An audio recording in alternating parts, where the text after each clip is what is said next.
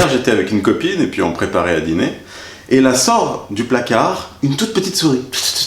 Et là, elle me regarde comme ça, avec les grands yeux de Shrek, tu sais. Et puis moi je la vois, elle me regardait comme ça et elle me disait « Donne-moi à manger, ça sent si bon dans ta cuisine. » Pendant qu'elle me parlait, il y a ma copine qui arrive, qui cherchait un balai pour la chasser. Et je l'arrête. Et je lui dis « Mais arrête, qu'est-ce que tu fais la pauvre ? Elle s'invite à notre table, la petite. Laisse-la venir, on partage un peu. Partageons le dîner. » « Non mais chérie, moi je supporte pas les souris, c'est dégueulasse, tu vois. Ça sort de nulle part comme ça. » Oui mais avant que ce soit nulle part comme ça, c'était chez elle ici, tu vois. Avant qu'on y mette un bâtiment et puis nos appartements dans lesquels on s'entasse, c'était la nature, c'était la vie. La nature, elle a toujours été généreuse. Alors la petite souris, elle venait, puis elle mangeait là où elle trouvait, tu vois. Et maintenant, elles sont coincées dans les murs parce qu'on leur laisse plus de place, tu vois. C'est pas sa faute. Et là, je me suis souvenu d'une phrase que les Américains disaient pour les Indiens. Et ils disaient « C'est la faute des Indiens d'être sur nos terres avant qu'on y soit. » Et cette phrase me faisait hurler de rire avant que je comprenne que elle s'applique aussi à moi, tu vois.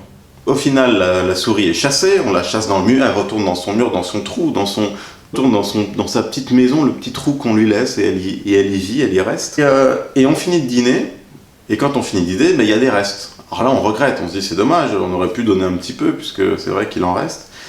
Et qu'est-ce qu'on va faire de ce reste-là, tu vois? Alors si on le jette, ça va être brûlé. Alors ma copine me dit, du coup, brûlons-le directement, on le brûle. Comme ça, on voit ce que ça fait. C'est pas d'autres gens qui brûlent ça pour nous, et nous, on paye juste dans les impôts, on le brûle pour de vrai, tu vois. Alors on commençait à vouloir le brûler, et là, on allait mettre du pétrole et tout dessus, et là j'ai dit non, on peut pas faire ça, parce que c'est de la bouffe, quoi. Alors on va l'acheter par la fenêtre. Au pire, il y a un oiseau qui vient manger, mais... Alors ma copine me dit, oui, mais c'est interdit de faire ça. C'est vrai que c'est interdit de mettre de la bouffe comme ça. Alors de temps en temps, on en donne un petit peu aux pigeons, tu vois, du pain, parce que ça salit pas, mais là, c'est quand même un tagine, tu vois, c'est quand même en sauce, tu vois.